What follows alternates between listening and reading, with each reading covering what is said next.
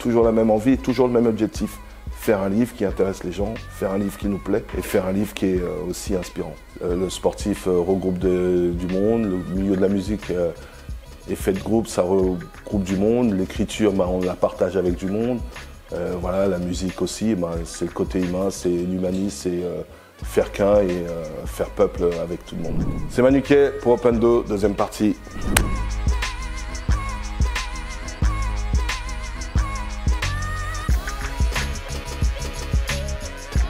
Et surtout un peu d'étroit, je pense. Une envie, un besoin, une opportunité, une belle thérapie pour moi. C'était un moment de ma vie qui était un peu difficile.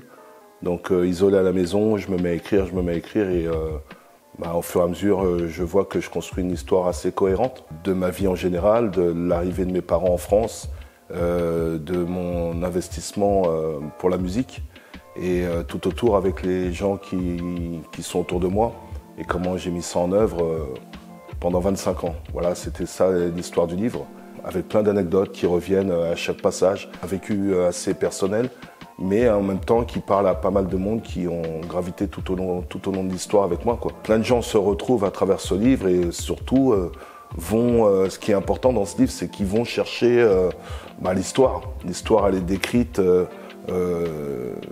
tout au long entre les lignes.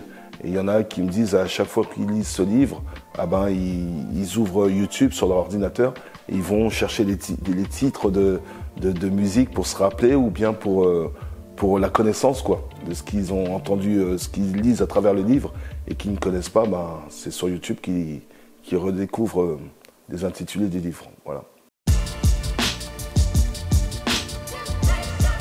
Quand même, il y a une petite similitude quand même, parce que ça vient du cœur, donc on le retranscrit à travers une feuille, et puis nous, à travers la musique, ce qu'on faisait, c'est que on écrivait aussi à travers une feuille, et puis on le retranscrivait à travers un micro pour qu'il soit dans la résonance de tout le monde.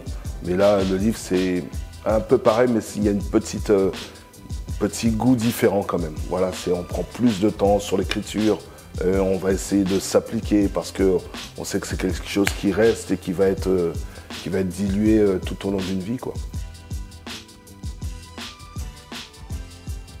C'est une inspiration à voir peut-être des gens à cette époque qui écrivaient des livres et puis je me suis lancé comme ça. C'était même pas, je me suis pas dit à l'époque, ouais, quand j'aurais fini le hip-hop, je me mets à écrire un livre. C'était pas du tout ça. Je me suis mis à écrire mon arrivée, comme je te disais, mon arrivée à Orly, mes parents, la difficulté, les bonnes ambiances et tout. Et puis j'ai trouvé qu'il y avait quelque chose à raconter, quelque chose à partager avec pas mal de monde. Voilà, c'est tout ce parcours. Forcément, on revient, on refait des va-et-vient sur le parcours du hip-hop, mais c'est surtout l'instant présent. Ce que je suis devenu maintenant, c'est quasiment centré sur moi et je parle un peu des gens et du parcours du hip-hop d'avant. Bien sûr, il faut revenir à ça parce que plein de gens vont découvrir le livre et ils aimeraient connaître l'histoire de Manu Kay. Et c'est surtout se plonger aujourd'hui dans mon nouveau monde, ce que je fais aujourd'hui et comment j'anime ce que je fais en fait. C'est-à-dire le parcours professionnel en tant que coach, ma passion qui est toujours un peu l'écriture, la lecture aussi, mon parcours d'homme, de parent avec ma fille, mes plus beaux voyages qui m'ont inspiré. Et je raconte comment ils m'ont inspiré, pourquoi ils m'ont inspiré et surtout donner des messages aux jeunes. Ça, je pense que c'était l'importance de ce livre, c'est de donner des messages forts, des messages inspirants, des messages fédérateurs. Ça, c'était vraiment le noyau du livre. Vu l'engouement du premier et la demande, et puis j'en discutais pas mal de temps, il y a maintenant 1 an avec Abd Al-Malik. Il me dit mais pourquoi tu enchaînes pas sur un nouveau chapitre, voilà, il faut que ça reste un peu cohérent avec le premier, pas partir sur des idées nouvelles. Et puis je lui ai dit ouais, l'histoire elle est belle et en plus cette histoire je la transpose bien naturellement dans le parcours que je fais en allant au travail, c'est-à-dire 94, Cergy-Pontoise, 1h30 de trajet dans le train. Moi, je suis tout seul, des fois à 8h du matin, des fois à 8h30, des fois à 7h30. J'ai mon téléphone et voilà, je m'imagine plein de choses et je griffonne à travers le téléphone. Et au retour, je me relis, il y a des choses qui sont bien, d'autres moins bien. J'essaie de faire un tri de tout ça. Et j'avais un gros bloc-notes. Et puis, et à partir du plan de travail, je me construis des fenêtres où je vais mettre les choses qui m'intéressent, les choses moins bonnes. Et là, je fais bien sûr appel à Clarisse Dalle, qui a coécrit le livre avec moi. Et puis, on essaie de mettre ça comme un puzzle. On essaie de rassembler les idées et puis trouver des ouvertures, des fermetures et voilà. Et des bricoles pour faire tout d'abord un beau livre qui nous plaît, qui va plaire aux gens. Et c'est surtout de plaire à tout le monde en fait.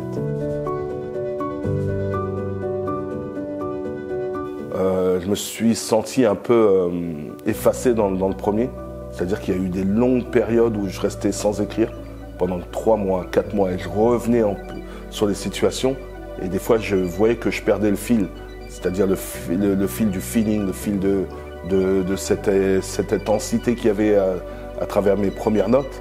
Et là, un ami qui s'appelle Kevin, que j'aime beaucoup, on est liés d'amitié. Par rapport à d'autres amis, on continue à construire l'entourage, forcément. Et puis lui, sa femme, elle me dit, je suis dans le livre aussi.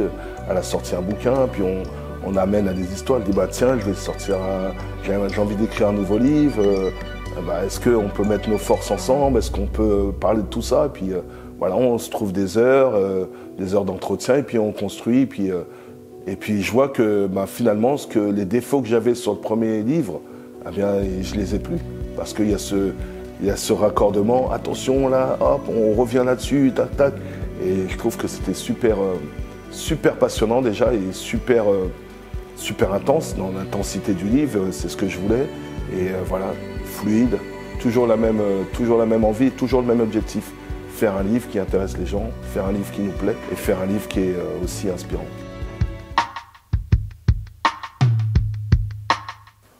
Alors, une émotion forte, pour le hip-hop, il y a une chose que j'ai bien aimé faire, c'est-à-dire partager la différence avec ce qui se fait aujourd'hui et ce qui se faisait avant. Je ne suis pas dans le dire ouais, c'était mieux avant, mais l'expliquer aux gens qu'est-ce qu'il y avait avant qui faisait qu'on avançait d'une certaine façon et que maintenant on ne peut plus retrouver ce qu'il y avait avant, pourquoi on le faisait et comment on le faisait. Ça a été une démarche forte dans le livre. Et expliquer qu'est-ce qui nous faisait avancer et continuer à espérer que notre musique allait progresser et qu'on en allait peut-être vivre avec ça. Donc ça, c'est une démarche que j'ai voulu, un passage du livre qui a été très fort. Et la deuxième anecdote que je vais citer, c'est New York. La différence quand je suis parti là-bas en 97 et la différence quand j'y suis retourné il y a 1 an. Donc le coup d'aller à New York pour s'inspirer de la culture hip-hop et de la culture basket, l'année dernière, je la trouve autrement, quoi. Je ne vais plus m'inspirer seulement de la culture basket et de la culture hip-hop. Maintenant qu'on va à New York, on va chercher d'autres inspirations. Peut-être la civilisation, connaître, savoir pourquoi on va à New York et quelles sont les valeurs de New York et qu'est-ce qui les partage. Et la population, ce pays cosmopolite, il est rempli de quoi et comment il se mobilise et comment il s'anime en fait. C'est ce que j'ai été chercher à New York et j'ai eu plein de réponses face à ça et je l'explique dans mon livre. J'ai l'ambition de continuer dans ce que je fais, puis toujours aller chercher, puiser mes connaissances. Maintenant, il y a plein d'outils et plein de gens que j'ai rencontrés qui vont continuer à me remplir la mémoire. Et perspective d'avenir à court terme, c'est de valider déjà mes diplômes que je fais, c'est-à-dire diplôme d'état supérieur. Moyen terme, c'est de trouver un projet qui me plaît à moi-même pour continuer à exercer ma passion qui est le basketball. Et à long terme, on verra ce que la vie nous réserve et comment on avance avec les bonnes choses et les moins bonnes choses de la vie, quoi. De la chance en sortant d'ici déjà, on ne sait jamais. On ne sait jamais. C'est 3-4 Zoulous qui m'ont suivi depuis. Non, voilà, toujours pareil, avancer étape par étape et j'espère chaque chose est importante dans la vie et on remercie Dieu chaque matin. Plein de réussite à moi, à vous tous et voilà, le meilleur pour tous. Merci Opendo, big up.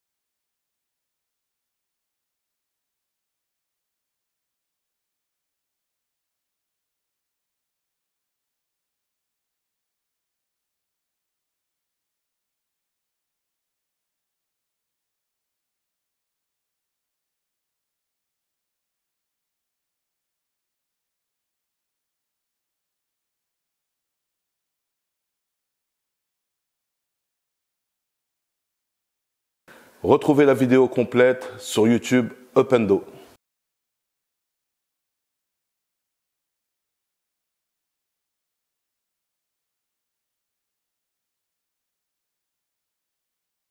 L'humain. Je pense que l'humain, c'est le côté humain qui fait tout ça.